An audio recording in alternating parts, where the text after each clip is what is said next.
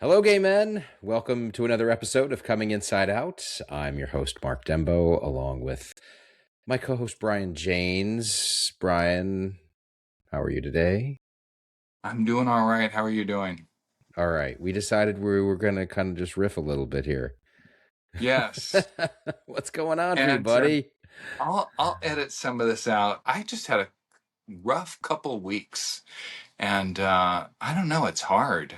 It's really hard. I will share with you. We had in our notes that we're going to talk about. You just don't come out once and that be it. I came out to my friends and family in July of 2020. Mm-hmm. And I had conversations with everybody that was important to me in July of 2020. I was dealing with a divorce, living by myself for the first time at age 50. I had two teenage children. At the time, I really thought I was doing the best I could. And I thought I was doing an okay job. And in looking back, I have to take ownership that I was, a bit of a mess, you know, for good reason. I had Yeah. so much going on, but I was a bit of a Yeah. mess. And I recently had some just really soulful conversations with a couple of people and realized that in all that chaos of me thinking that I was doing the best I could and telling myself that story and never really looking back at it after coming out to them, Yeah. um, that 6 years later, there was feelings that I never asked these other people about.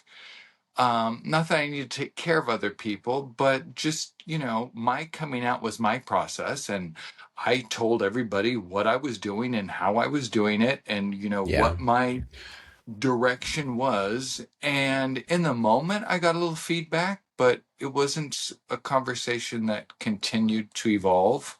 Mm-hmm. Mm-hmm. So just in the last couple of weeks, like 6 years later, kind of Yeah. taking a look back at my coming out process in 2020, I hurt some people and it felt shitty. It felt Mm-hmm. really shitty 6 years Mm-hmm. later to be looking back and be like, oh, damn it. You know, maybe the best I could do was just not the best I could do. It was just Brian taking care of Brian back then. So Yeah. I don't Yeah. know. Couple weeks ago. He wished I'd never come out as gay. I probed him to have a really in-depth conversation. And he also told me, not in a hurtful way. He wasn't attacking me. It was a conversation, and these were things that came up in the conversation. He said to me, I really wish it cost $10,000 for anybody who wanted to do a podcast. I said, what do you mean by that? And he said, there'd be a lot fewer people doing podcasts if it cost $10,000. And I said, oh, are you directing that at me? Because I would do a Yeah. podcast.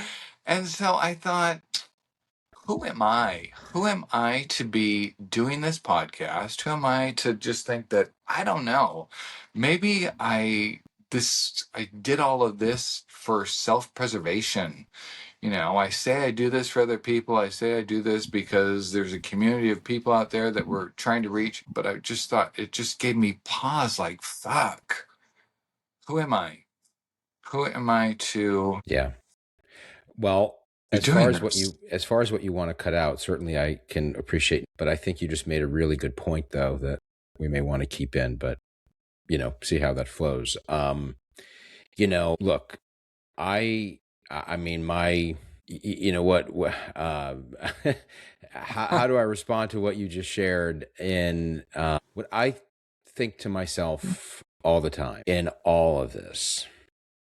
And actually, this applies to decisions, I think, and things we do throughout our lives. It can be very easy to sit back here now, 6 years later, and say, I fucked that up.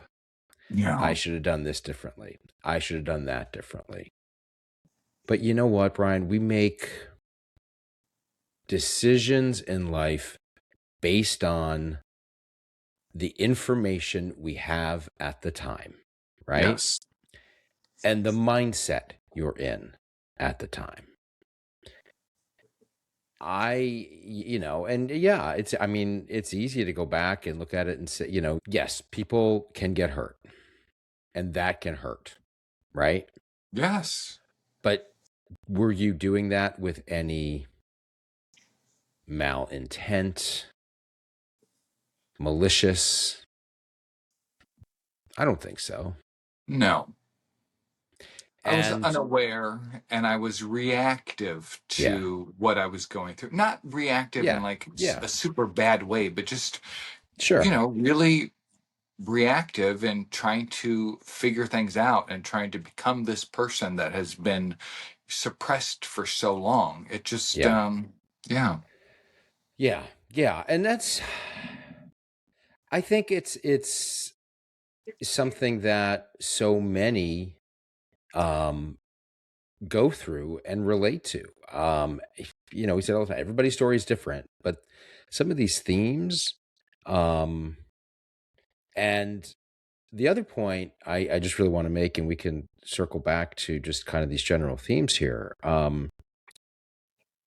You were, saying about doing this podcast and helping others, and whether we keep this part in or not, okay, we can make that decision. But Yes. um, sure, you know what? I think we both do it for there's reasons of I don't know, self-preservation. It can be therapeutic to be Yes. able to talk about this stuff. But look at the people we hear from, Um, I'm going to read you something. This is how shitty I felt this morning before we yeah. decided to record. And, I tried to do some meditation beforehand and whatever. And I've just, like I said, been struggling. I opened TikTok and somebody wrote in a message to me. Grateful for the podcast. You guys are having a public conversation that is so healing for men like me.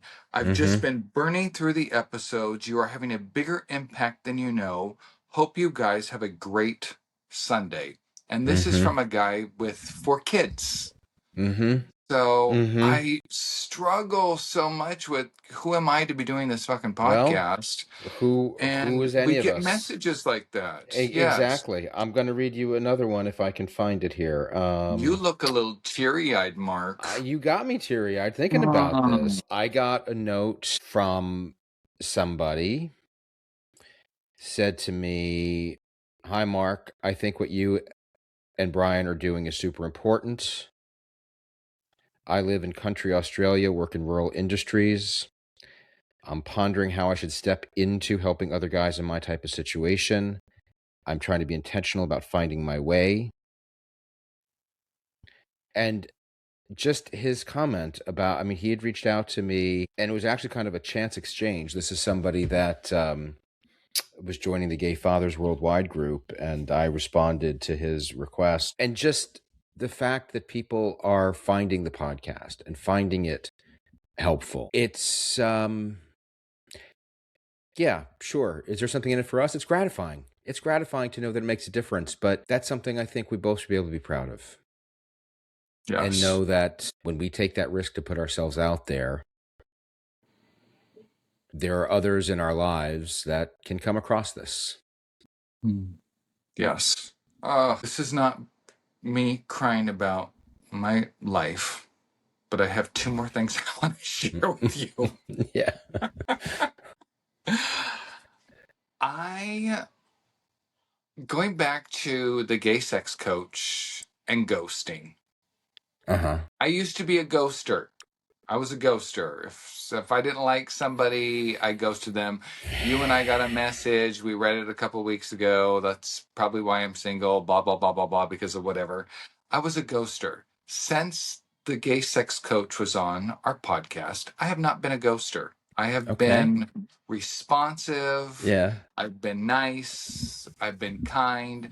I've actually used Chat GPT to help formulate a response. I have like copied parts of the text exchange between myself and the other person. I put it into ChatGPT and I say, hey, this person has an attraction to me and I'm not feeling the same way. Please help me formulate a response. And ChatGPT has been very helpful in doing that. I have been caught off guard and a little hurt by the responses from some of these people when I kindly, with a kind heart, kind words, just tell a person that I don't feel the same way that they feel.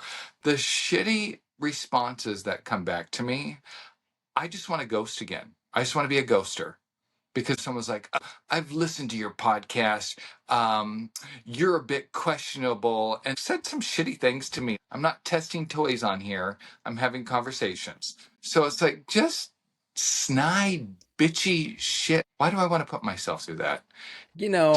That's the kind of shit, you got to take it for what it is, right? What's the platform? And it can be so easy for people to hide behind the apps and social media and say things they'd probably never say in person or in real life. And yeah, I mean, ghosting, I guess, well, there's a difference between if somebody reaches out and you're just not interested. I mean, sure, I'll get that sometimes, like, okay, I'm not gonna respond. I'm not gonna, or I'll just say, hey, sorry, not interested. And look, if somebody's really getting abusive or annoying, block them. Just Yes. All right. I'm going to take this a step further. Somebody started listening to the podcast maybe like 6 months ago. He reached out to me through Instant Messenger. I've spoken on the phone with him. He's a nice person. He speaks intelligently. He seems emotionally grounded. He and I just have a nice dialogue. A couple weeks ago, I was at the gym. He sent me 3 text messages. Oh, I'm thinking I want to fly out to California and meet you. We want the same things out of life. We both like monogamy. So I sat with it for like 2 days. None of my conversation with him was sexual. My conversation with him was just mirroring him, how he was feeling, where he was at. My kindness and friendship was misunderstood. And then he sends me 3 messages that were all very whatever. I'm like, holy crap, I'm going to copy these and put them into ChatGPT and like come up with a nice response. Came up with a very nice response.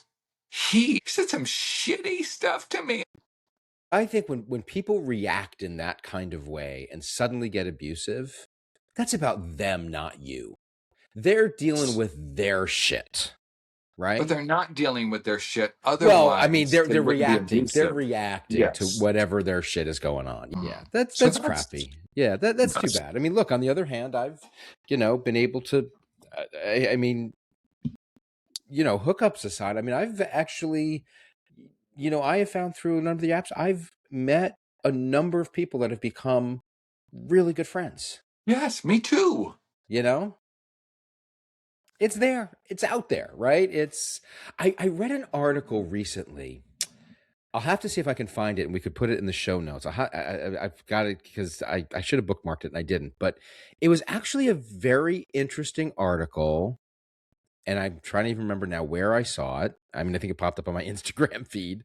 But it was really about, kind of commenting on how everybody talks about how toxic the apps are, Mm-hmm. Grinder and Scruff, and and the author actually went on to make the point, kind of what I'm saying is like, if you think about it, the apps have become the modern day form of, gay cruising, and now it's online, and it actually gives you that opportunity to do so in a much safer environment and to Yes. make connections, and a lot depends on, well, what's the expectation, going in. Are you going to meet the love of your life? Hey, then again, on the other hand, my boyfriend and I met on Grinder. There you go. I Yes. mean, Yes. I know people that have met on Grinder and got married. So it's like anything, right?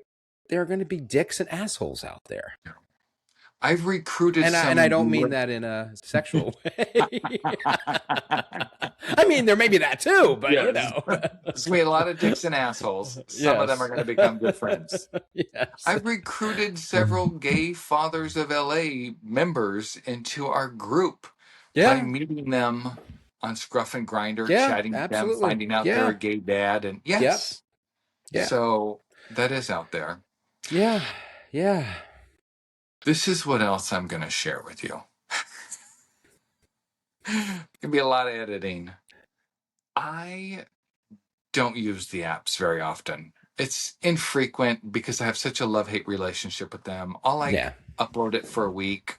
Yeah. It'll be so toxic. I find that I'm spending hours on there and it just feels like it's a time bandit. So I try to stay away from that as much as possible. Well, I had taken like a 6 or 7 week break from Scruff and Grinder. I logged back in. I met the nicest guy. I had the best time. This was the nicest time I've ever spent with another man romantically to an extent. And I left there and I thought, you know what? If this guy never reaches out to me again, if this goes nowhere, I had such a good time that I'm going to just leave it at that. And it didn't go anywhere. He ended up, not really responding to me afterwards, which is fine with me, but the experience was amazing. I really enjoyed it. So I've had two of those experiences in the last couple of weeks. Neither of them have gone anywhere, but it was just wow. I feel lighter when it comes to that Yeah. whole experience because Gruff and Grinder and the hookups and all the shit that goes along with it was anxiety provoking for me. So I'm grateful for that. They didn't Well, go you go, anywhere. I'm girl. Good for grateful. Yeah. you. So See, that's what I yeah, wanted. it's it can be, and it's I so much of this stuff that that we start to navigate, and kind of bring it back to guys coming out later in life. We don't know what to expect. We don't know where to begin, and of course, you turn to the apps because it's there. And I think if I've learned one thing about it, it's don't have expectations. Mm, Whatever it is, it is. yes. If somebody ghosts you, if somebody's a dick and an asshole, fine, that's their problem. You might meet some great people along the way. You may make some really great connections and don't have any expectation, Yeah. you know? Or just have a great experience. Yeah, exactly. Right. Have the great experience and say, whatever that is, it is. Mm, Well, hey, I will say that I think all the stuff you're talking about, everything that you're feeling, all those reactions, right? It's all valid. It's all valid. And I think for all of us, it can be easy. You reflect and you say, I made mistakes. I screwed this up. What did I do? Yeah, we all have those feelings, but it doesn't mean, I don't think, it's like that what you did was wrong. As I said before, you make the information you have with the best information, the best decisions you make with the information you have at the time. In hindsight, could you have done things differently? Also, if you can reflect on that, right, is there a chance to make it right based on a new perspective on things? yes. For myself, these people had hurt feelings. All I can do is validate them today. All I can do Yeah. is say, I'm sorry. Yeah. Had had the Yeah. information then that I have today, would I have done things differently? Absolutely. Right. But just validate how they're feeling, Exactly. Yeah. make amends Yeah. for, that. And I had a really great conversation with both of my kids in the last couple of weeks. And again, talking about sharing where I was at in the moment in 2020 with friends and family and some coworkers. 6 years later, I had a conversation with both of my kids that really was a continuation of what I brought up in 2020. And I had little check-ins with them throughout the years, but never really had a soulful Mm-hmm. conversation with either of Yeah. them. So I was gifted with an opportunity to have a soulful conversation with both of them and allow them to ask me questions, allow me to explain my process a little bit more. One of them, I found out was angry because they thought, because his mother and I had never really talked about it because it came up after our divorce, but he thought that I was, potentially living this lie for years and years and years. Yeah. Yeah. And I told him, hey, listen, this is when, my entire life, he doesn't listen to the podcast, my entire life, this is what I was struggling with. When did I know that this struggle was real and not something that was going to go away? It wasn't when I was 20 or 30 or 40. It was, I was almost 50 years old. Yeah. So Yep. I Yep. wasn't hiding Yeah. this and, dragging my family along for 20 years. It Yeah. was relatively new to me also at the Yeah. time. Yeah. Yeah. Yeah. Yeah. And I think that is true in the vast majority of cases. And I know, remember, I go back to when we had Dr. Joe Court on the podcast, and he talks about that. That whole idea that it's not like we're living our lives a lie to our families, to our spouses, to our kids. Um, it's something, has it, always been there in some form? Sure. But we're taught to hide it. We're taught to bury it. And we're living the lives that we think we're supposed to live.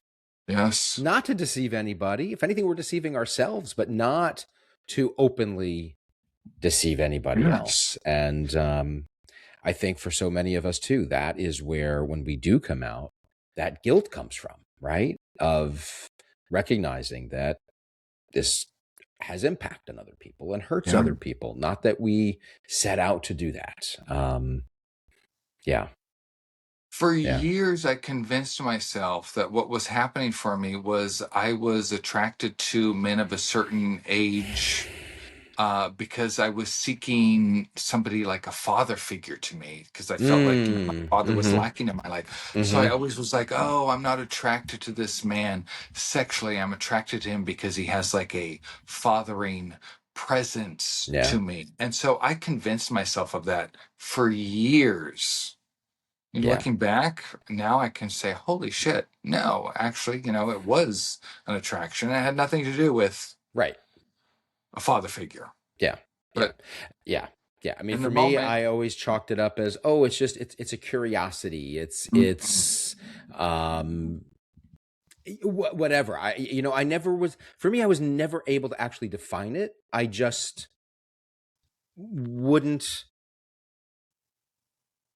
give words to it. Even though I knew it was there, I was like, no, this isn't real. It's going to mhm, go away, yes. you know?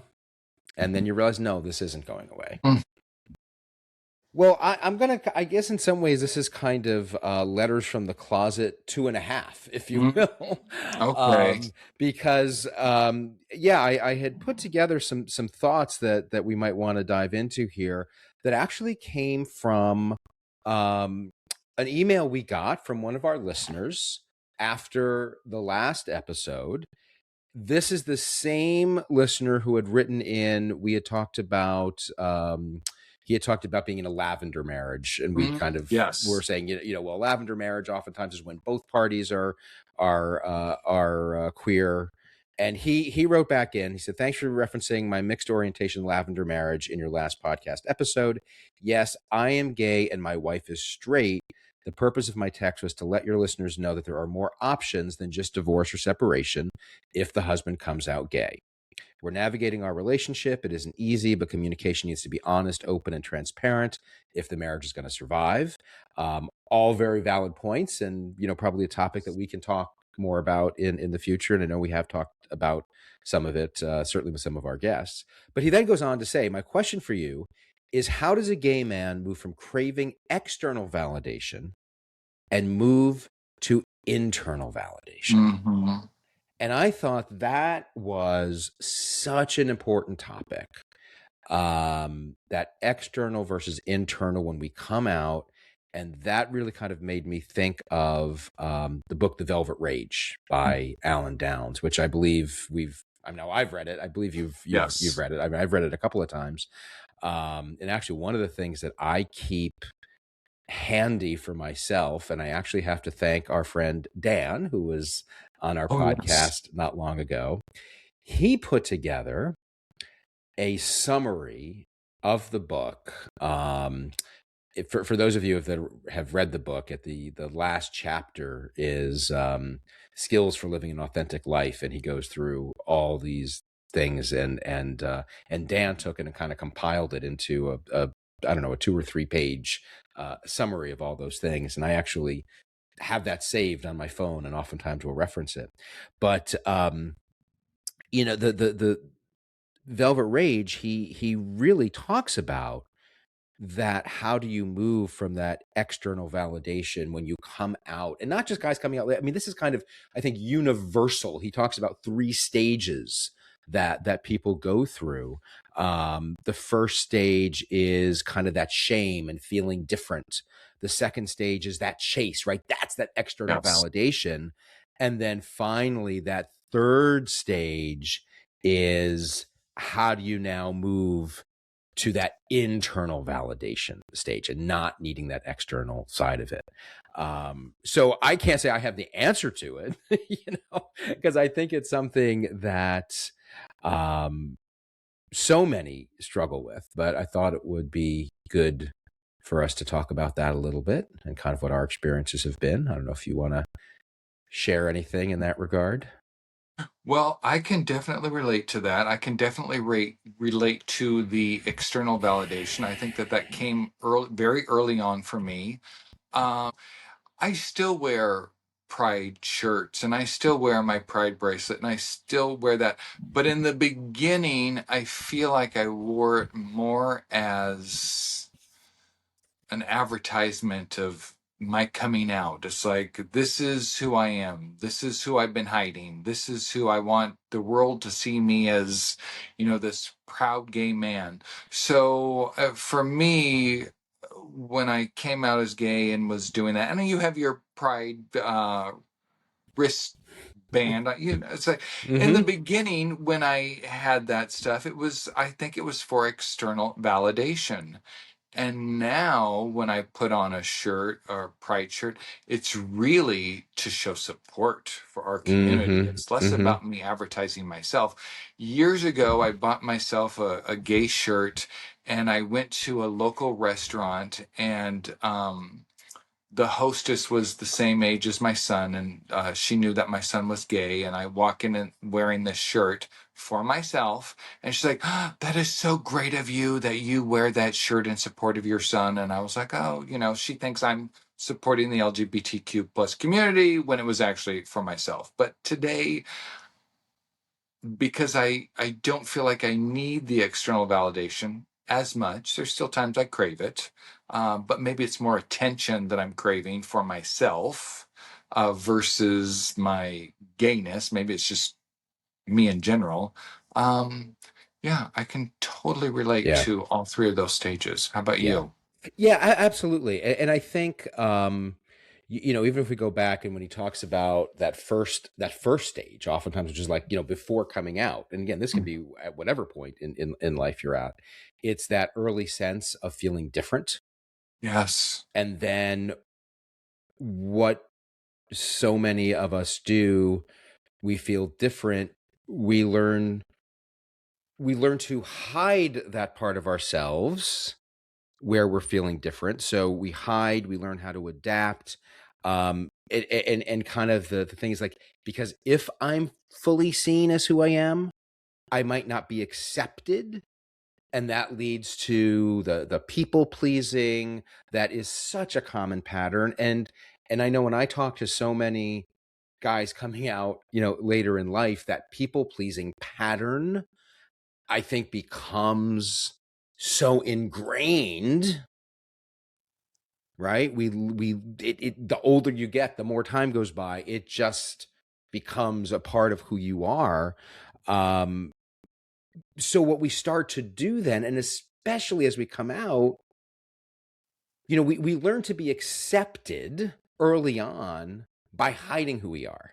Yes. Now you come out, you want that validation, and that comes from, the stuff that, yeah, and absolutely. I mean, I think for me, if I look at where I am today, let's say versus 2 years ago on my journey, or even a year ago, there's still a part of me that wants that external validation.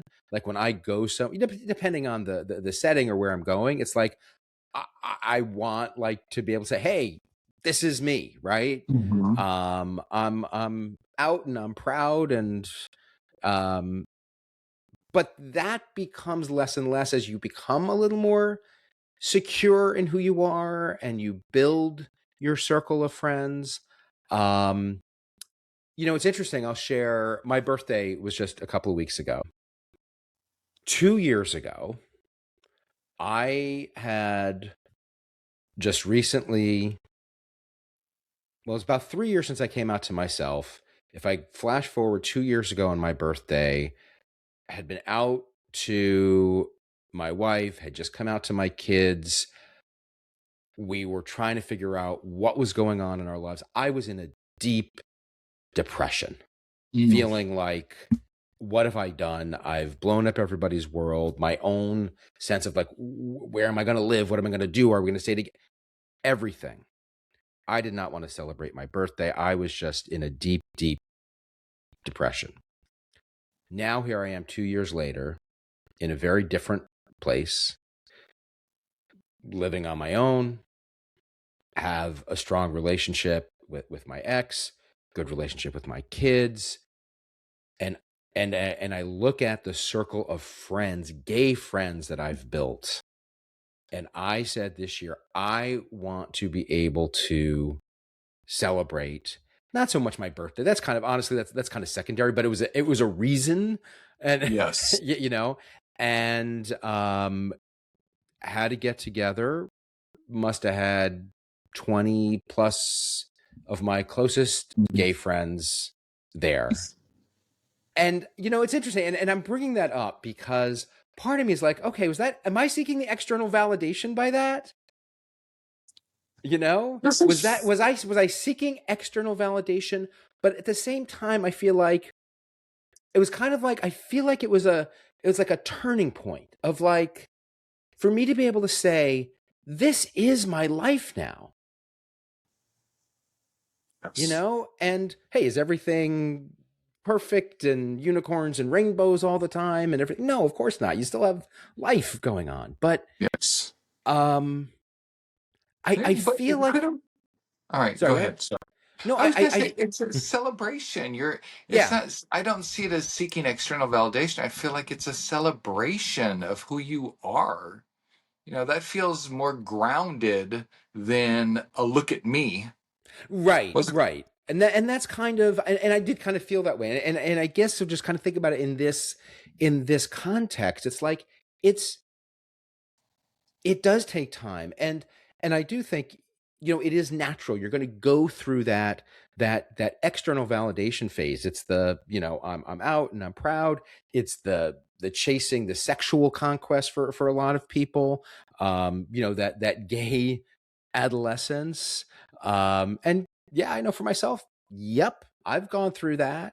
And I do find as more and more time goes out, it's like, okay, it's not it's not as important. Don't get me, I mean, sex is still important, but yeah. that chasing of it, because what you're doing in that is and it's part of the natural process. I'm not saying it's wrong. It's just, you go through that, and I think you have to go through that to be able to internalize, this is who I am. And so going back to his question, how do you move from craving external validation to internal validation?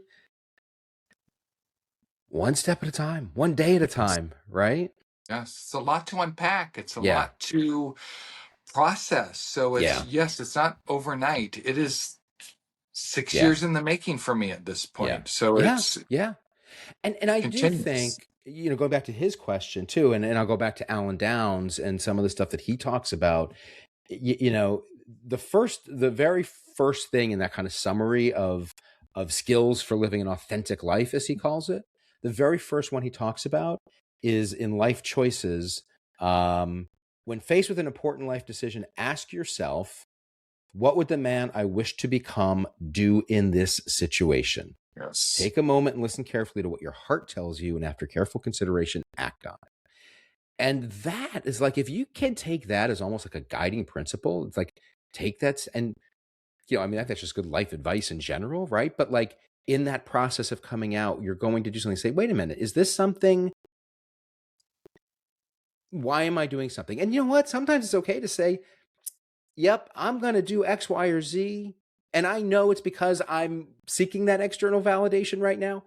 But if you know why you're doing it, then it gives you the opportunity to choose, is this what I want to do right now or not, or do something else? Yes. It's called thinking with your dick. Or, Are you going to think with your dick today? Or which head are you thinking with? Right. yeah. Yeah. Which head are you thinking with today? Exactly. And sometimes it's okay. Yes. That's it. And I think that's the point too. At least for me, is like for all of us, it's like, try and get rid of that internal judge that we all, you know, Yeah, hear. because Well, I actually, we if we all hear it, I know convince I hear it. ourselves. We Yeah. convince ourselves of it. And if we don't have conversations with other people, we don't allow perspective Yeah. come in. Yeah. So I notice for myself, sometimes I'm telling myself something, I'm convincing myself that it's true because I've had the conversation over and over and over with myself. And then I reach out to a friend and I have a conversation and they say something to me and I'm like, oh, wow. I never thought of it that way. Maybe this is something that I shouldn't be keeping to myself. Maybe this is something that I should be talking about with other people. And the more people you talk about with it, the more perspective you get on it. So Absolutely. Yes. And yeah. And that's, and we've talked about this a lot, right? That's where having that support, that network, the people you can reach out to makes such a difference. Something else for me, just kind of thinking about this as well, like kind of that again, that external versus internal validation.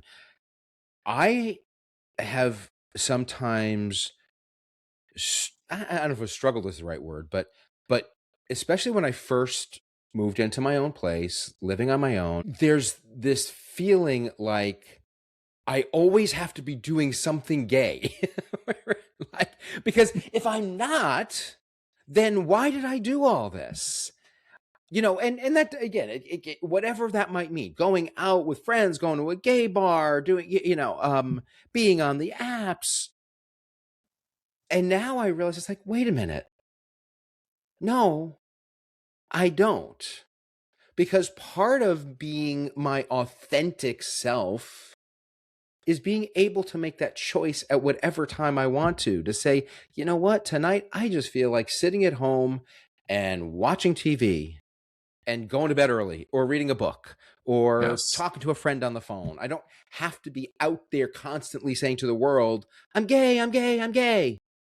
Right? And look, some of it is just time. You go through that, but then to be able to take that step back and say, I can choose which I want to do. And Yes. if I choose the latter, it doesn't negate who I am and the journey and where we are. I totally agree. It's a portion of your life and who you are. There's many different parts to Mm-hmm. Mark. Yeah. Even though Mark is 100% gay, you have many facets to Yeah. you. And And it's about how you integrate that into all the aspects of your life. It is constantly a journey. And I think it's sometimes we have to also take that step back and say, I don't, do I need that validation to know the worth that I have as a person? And sometimes mm, just being able to keep that stuff top of mind and asking yourself those questions. Is this the right thing for me right now that I want to do? Is this part of the man, the person I want to become? And I think if you're asking yourself that question, you're seeking validation at that point, which it kind of answers itself, Yeah. right? It's, if you're grounded in your truth, you're not Mm-hmm. really asking yourself that or questioning that. Something I want to talk about in my recent grinder and scruff interaction. When I was coming out of the closet, I developed an image of what my partner was going to look like. My partner was going to be tall. My partner was going to be like masculine, maybe a little burly. I had formed an image in my mind, and I have spent the last 6 years when I see somebody at a bar, when I see somebody online, immediately dismissing them because they're not matching with the image I had in my mind. The two experiences I recently had, I was reluctant with both of them because these men, their photos were not a representation of what the man in my mind looked like. Mm-hmm. I met both of these men and really had soulful conversations with both of them. And there was an attraction to them just in the fact that I was able to have a really good Sure. conversation with Yeah. them. And maybe in the moment, there wasn't like this massive attraction. But over the course of several hours and just hanging out with them and being with them, more of an attraction. And 6 drinks later. Yeah, the slang and the yes and the videos and everything else that goes like yes.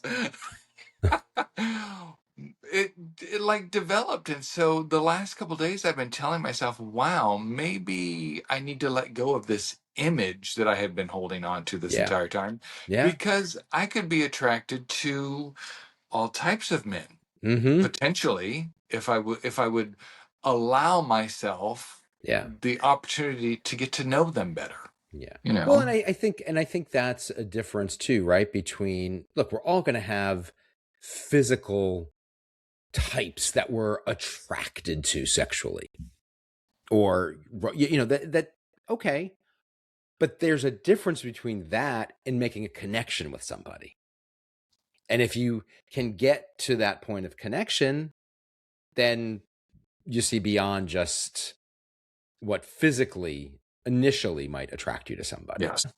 Well, good for you. I, What else we got for today? I read The Velvet Rage probably 3 times over the course of maybe 4 or 5 months. I would drive to the beach with that book.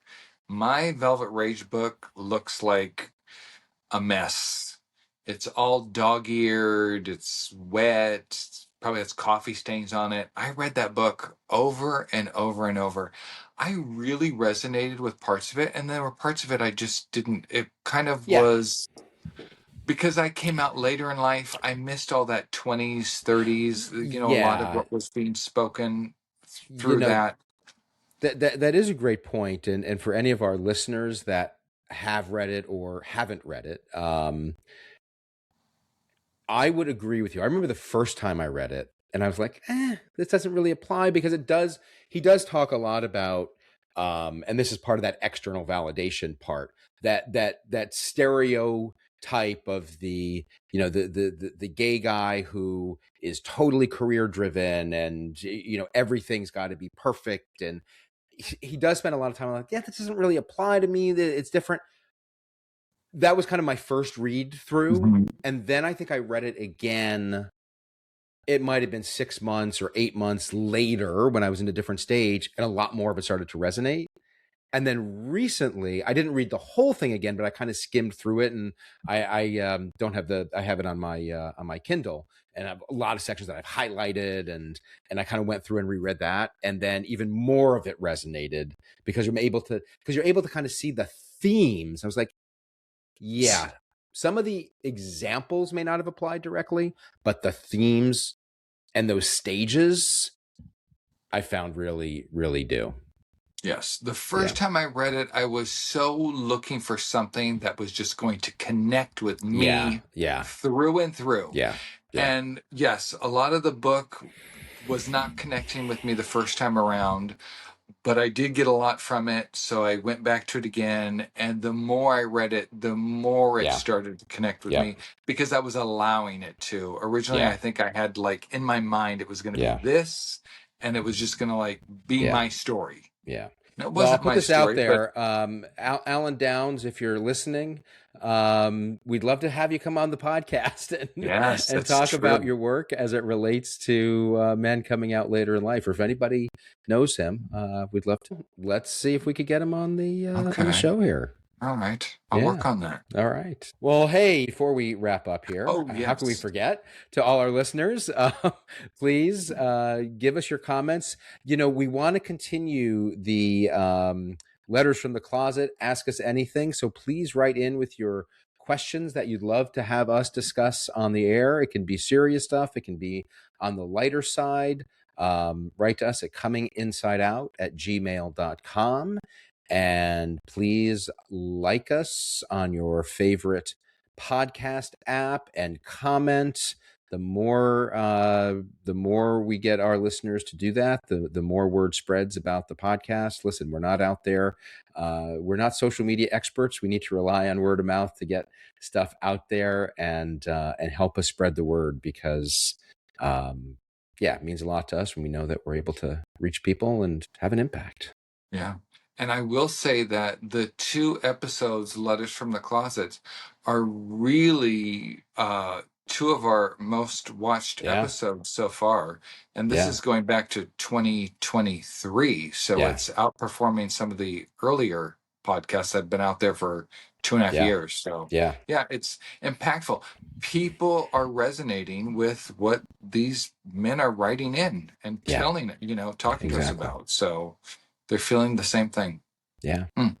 All right. All right. Till next Have a time. wonderful day. Yes. All right. You too. All right. Bye.